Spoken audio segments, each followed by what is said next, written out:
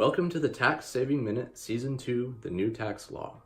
How will the Tax Cuts and Jobs Act affect your taxes this year? Today we will talk about who can take the 20% business deduction. As I mentioned in the previous episode, the deduction is designed to benefit the owners of non-corporate businesses. This includes sole proprietorships, partnerships, and LLCs taxed as pass-through entities, including S corporations. The idea is that the deduction doesn't apply to the business itself.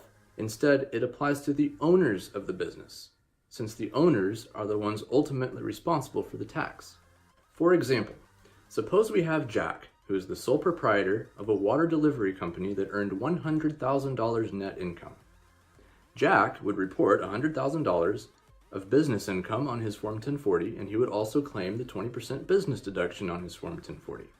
Or suppose we have Jack and Jill, who are the shareholders of an S corporation, and suppose the S corporation earned $100,000 delivering water. In this case, Jack would report his share of the S corporation income on his return, his Form 1040, and Jill would report her share on her Form 1040, and each would report their own 20% business deduction.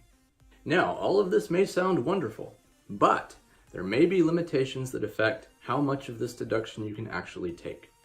So, before you sit down and write your congressperson thanking them for this wonderful deduction, join me for episode 8, and we will talk about what are these limitations and how is this deduction calculated. Thank you for joining me for the Tax Saving Minute.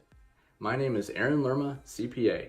If you have any questions or comments, feel free to leave a comment or visit taxmantom.com. We'll see you next time.